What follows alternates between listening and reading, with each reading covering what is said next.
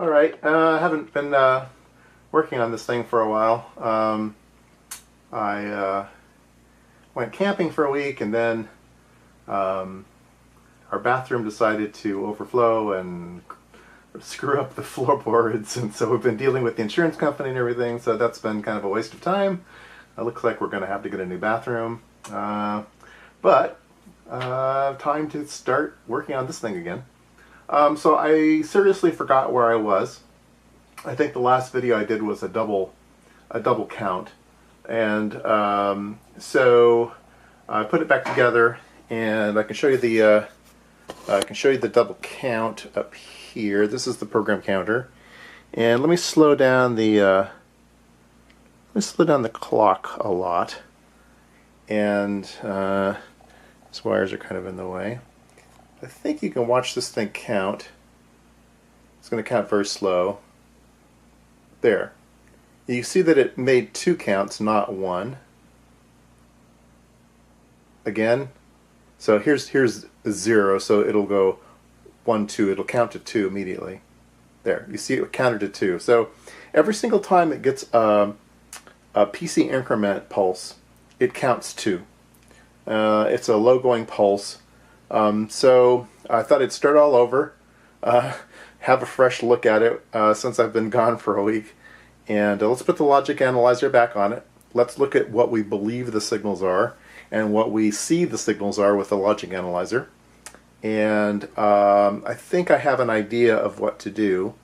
I have one theory that there is some kind of glitch pulse that's happening. All of our other devices are kind of logic level, and this is the only one that's kind of pulse level. But we do have some pulse level things that are the latches. But remember that we always have a from address and a to address. So whenever we're asserting the bus or sending signals, we always have a double thing where we have to enable one and then pulse one, enable one, then pulse one. For this particular one, there's only one signal. It's PC increment. But we could gate it with another signal. We could have a from and a to, and maybe have an AND gate, so both signals have to be true in order for it to get to count. So we could add that to the circuit. We could have one from and one to, gate them together, and then send the pulse out. So maybe that'll clean it up. Maybe that'll select a single pulse.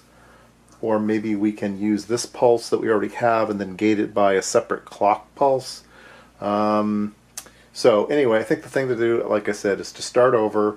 Let's hook up the logic analyzer. Let's get everybody on the same page again, including myself, and see where we are and see what's going on. It seems as though everything seems to work independently.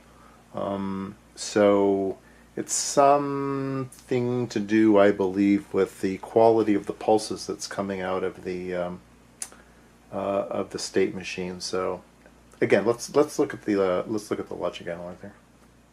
Okay, let's start with what the program is doing.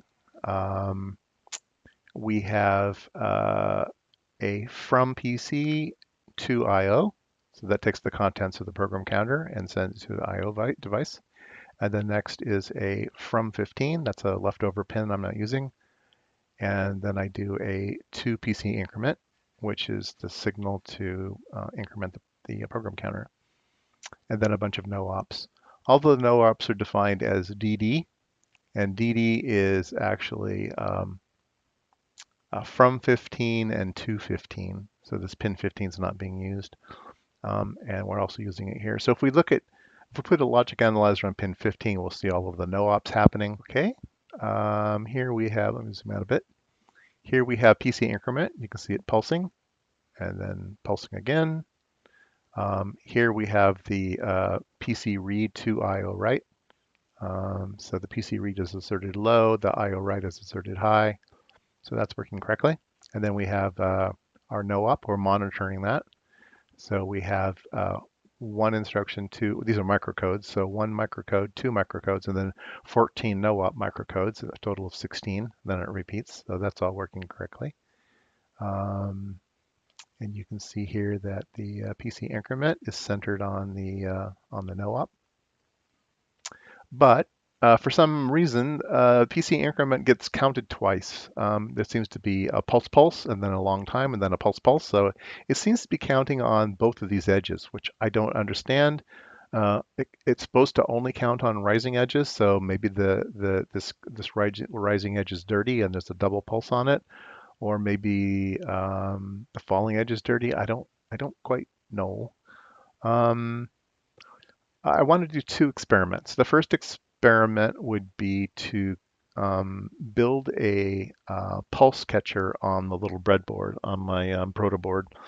Just wire up a 7474 flip-flop and have it just divide by two, so light up an LED. And if you input a clock into that 7474, it'll just divide it by two, and you should see it count every time it gets a rising edge. And we can see if this particular signal, this PC increment signal, gives a double pulse. So I think that's the first thing to do. Second thing to do might be to try to gate these two together so that this PC increment rising edge only happens when no op is low. That may maybe give us a little clue of if anything else is happening somewhere else. If it still happens, we know that whatever is going on is still within this pulse.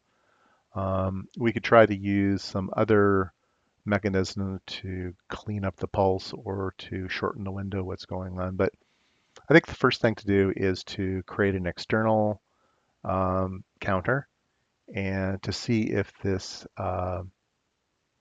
signal also gives a double count somewhere else in a simple circuit like a 7474.